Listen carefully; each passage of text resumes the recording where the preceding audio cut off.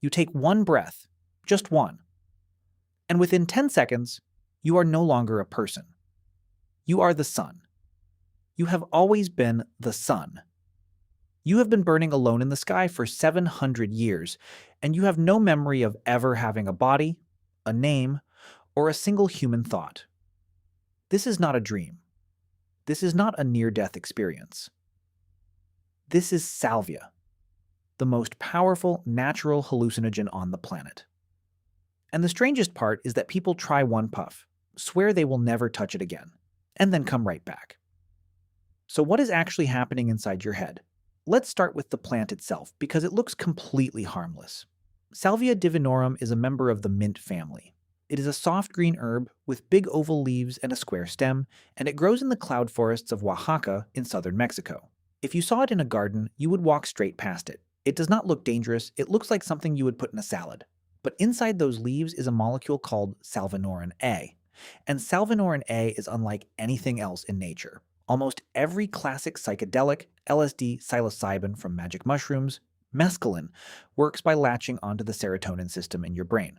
Salvinorin A does not. It ignores serotonin completely. Instead, it targets something called the kappa opioid receptor, a switch in the brain that science still barely understands. This makes salvia the only major hallucinogen of its kind. It is not chemically related to any other psychedelic. It found its own strange door into the human mind, and nobody fully knows where that door leads. It is also gram for gram the most potent natural psychedelic ever discovered. A dose that would change your entire reality is smaller than a grain of rice. Now, here is where it gets weird. The salvia experience is not like the gentle, colorful, flowing trips people describe with mushrooms. It is fast, it is heavy, and it is deeply, profoundly strange. People who smoke a strong dose often report the same handful of impossible sensations again and again across different countries and cultures and decades.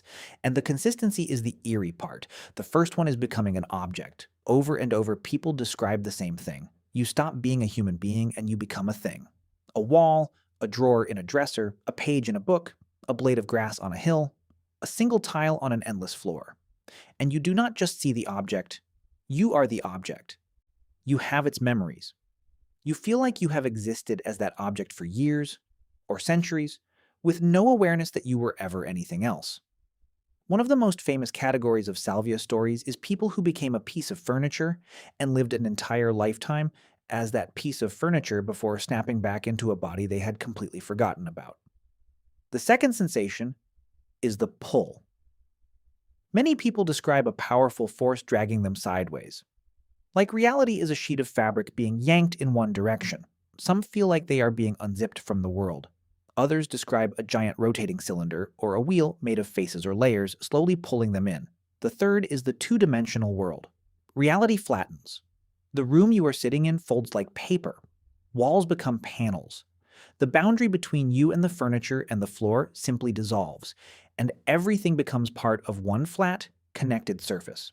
And running underneath all of it is a feeling that is very hard to put into words, a feeling that this is normal, that you have always been here, that your human life was the dream, and this, being a tile, being the sun, being a fold in a curtain, is what you really are. That is the part that shakes people.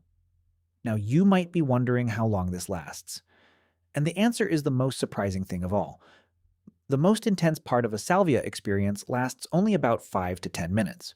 You feel like you have lived 700 years as the sun, and when you come back, barely any time has passed at all. Your friend filming you on the couch saw maybe 6 minutes go by. This collision, an eternity of subjective time crammed into a few real minutes, is exactly why so many people describe salvia as terrifying. Not painful, not scary like a horror movie, terrifying like waking up and not remembering that you are a person. So why did humans ever start using this?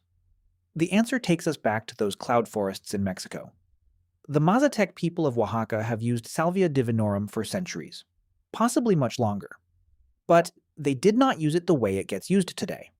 They used it carefully, in darkness and silence, as a tool for healing and divination. A way to find lost objects, diagnose illness, or speak with the spirit world. In Mazatec tradition, the plant is treated with deep respect. It is sometimes called the leaves of the shepherdess, linked to a sacred feminine figure. You did not smoke a pile of it at a party. You took it quietly, lying down, guided by someone who knew what they were doing. The plant first came to the attention of the outside world in the 1950s and 60s when Western researchers, including the same circles that were documenting magic mushrooms in Mexico at the time, began collecting samples and bringing them back to study. For decades, salvia stayed obscure. It was a botanical curiosity known mostly to ethnobotanists and a small group of enthusiasts. And then came the internet. In the 2000s, salvia became famous for one reason. It was legal in most of the world, easy to buy, and it produced such bizarre, visible reactions that videos of people trying it spread everywhere. An entire genre of clips appeared. Someone takes a hit, stares into nothing, and then does something completely inexplicable, while their friends laugh in the background. For a while, salvia was one of the most talked about plants on the internet. A celebrity was even filmed using it, which pushed it into mainstream news and triggered a wave of new laws restricting it. But here's the thing that the funny videos miss. Almost nobody who takes a strong dose of salvia walks away thinking it was fun. Read enough first-hand accounts and a pattern emerges. People describe it as one of the most intense, humbling, and unsettling experiences of their lives. They use words like ego death, like being erased, like being shown that the self is a costume you can take off. Many say they only did it a few times and then stopped, not because it was bad, but because it was simply too much. And yet, a portion of them go back, because buried inside the terror is something that feels strangely important. The sense that you touched something real, that for a few minutes you saw what is underneath ordinary life, and ordinary life never looks quite the same afterward. This is the same impulse we have followed throughout our entire history as a species.